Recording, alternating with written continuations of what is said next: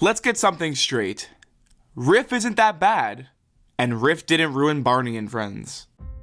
The shy, orange, tinkering hadrosaur has long been the target of blame for the show's decline, seen as a symbol of everything that went wrong. Is that really fair? As someone who grew up in the late 2000s and early 2010s, I loved Barney, and I had seen the best and worst of the show. When I was little, I even had a birthday ice cream cake with the cover art of Hi, I'm Riff on it. As a kid, I thought he was great. But revisiting the series as an adult, it seems that all the negative traits of its final years pointed towards one character. Still, I think there's more to the story.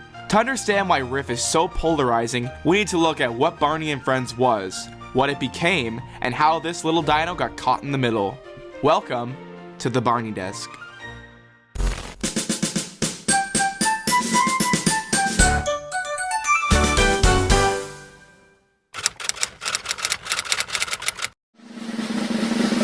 When Barney and Friends debuted in 1992, it revolutionized children's television. The show's charm was in its simplicity, imaginative adventures, educational lessons, and fun songs that resonated with its young audience. Barney was a cheerful, reassuring figure who guided kids with patience, kindness, and an abundance of energy. Baby Bop was the shy and curious toddler, while BJ was the fun and adventurous older sibling. Together, they formed a dynamic trio that worked beautifully, and one that children could very much relate to.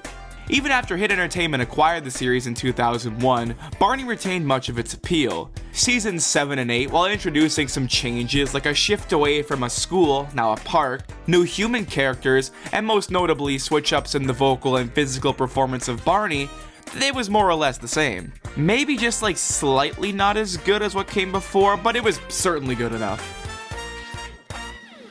The turning point came with Season 9, when Hit Entertainment began making significant format changes. The episode shifted focus to appeal to international audiences, particularly in the UK. British broadcasters disliked the presence of the Friends in Barney and Friends, leading to episodes that centered almost exclusively around the dinosaurs. And there's also the UK alternate version of Season 9, where all the episodes were reshot to remove the kids entirely, but more on that another day. This didn't destroy the show, but it showed Hit that they could get their grummy little hands a little more involved in our precious BNF.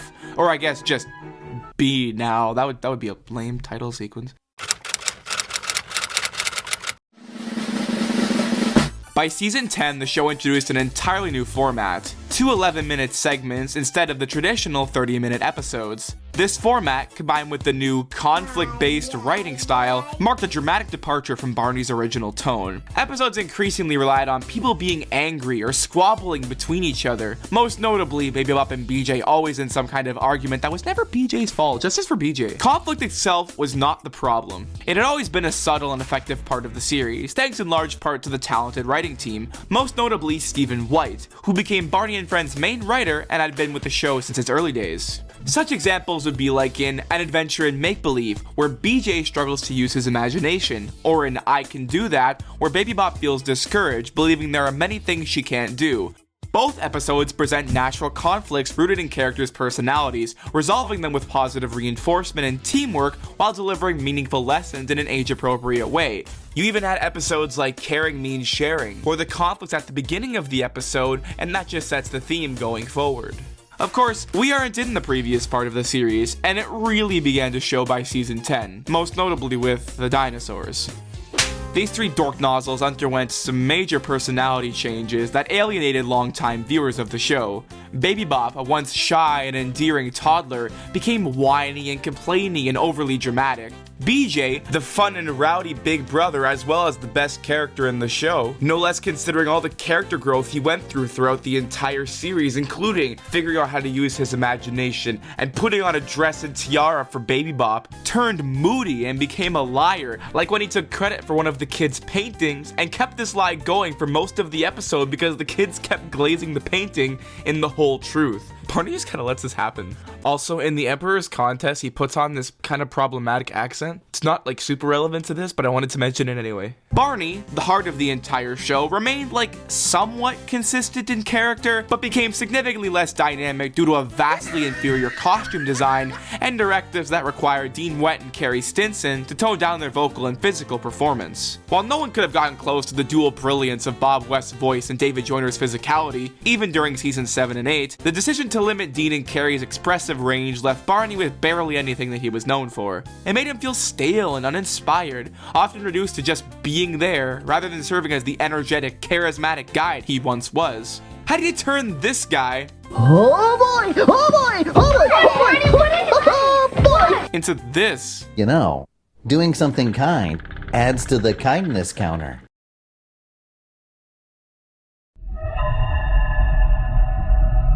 And then there were the episodes like Pistachio and Differences, showing how far the character had drifted.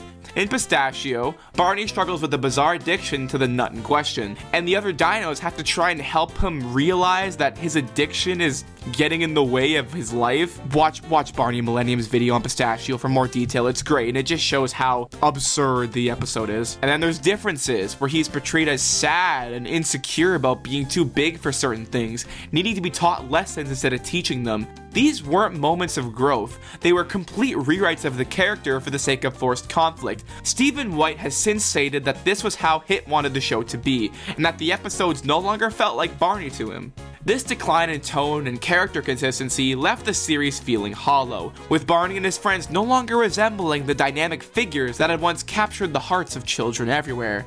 It was in this unstable and struggling version of Barney and Friends that Riff made his debut.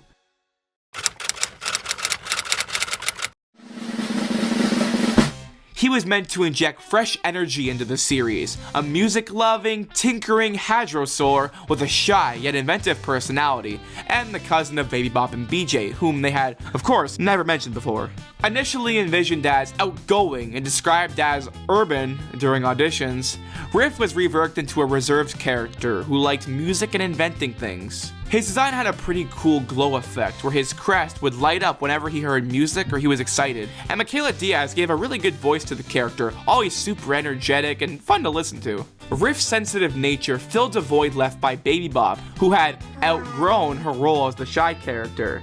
Now, despite Riff being super reluctant and always worrying about messing up and being shy, he was super passionate about everything he loved to do, and this had the potential to resonate with a lot of less extroverted children, offering something fresh and relatable. And then there was his sound mimicry ability. That was neat, that was cool, and it could have added a lot of humor and creativity to the show, but it was largely unutilized. Riff had genuine potential. However, despite these strengths, he often felt like an afterthought rather than an integral member of the cast. He was made for his debut to be this big new switch up, and that was all he was getting.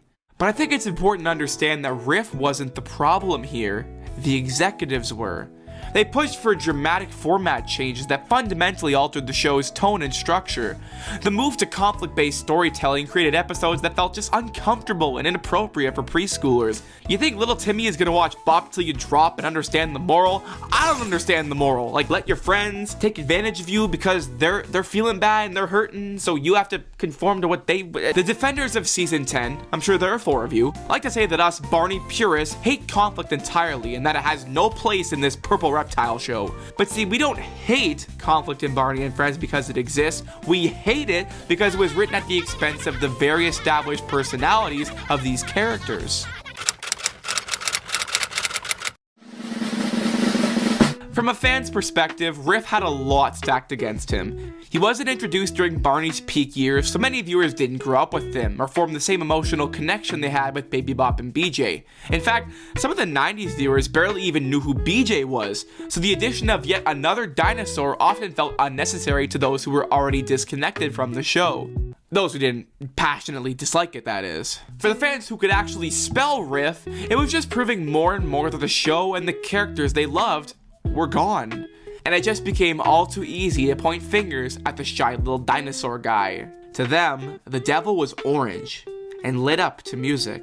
It's tempting to liken Riff to the Scrappy-Doo of Barney, an annoying addition that disrupted the dynamic rather than enhancing it. But that comparison doesn't really hold up under scrutiny. It's not as though the introduction of Scrappy-Doo coincided with every other member of the Mystery Gang suddenly becoming entirely different. Riff, however, was introduced at a time when the other dinosaurs were going through a massive personality overhaul, and the show itself was struggling with its identity. He unfairly became the scapegoat for decisions far beyond his control, burdened with the blame for a series that no longer understood how to move forward. Over the years since Barney and Friends has ended, some fans have revisited Riff and grown to appreciate him more, ultimately coming to the same realization I did. Riff wasn't the problem, he was simply introduced at the wrong time. But despite this growing appreciation, it's clear that Mattel, the current owner of the Barney franchise, doesn't share the sentiment. Riff hasn't appeared in any of their Barney content, from the classic Barney material to the CGI reboot Barney's World. It's as though he's being quietly excluded from Barney's legacy, which feels unfair to the poor little guy. Riff's story is one of missed opportunities. With better timing and stronger writing, he could have been a standout addition, revitalizing the series instead of symbolizing its decline. So next time you think about Riff, remember, it wasn't his fault. He wasn't the villain of Barney and Friends. He was just a dinosaur, trying to find his place in a world that didn't quite know what to do with him. Thanks for watching.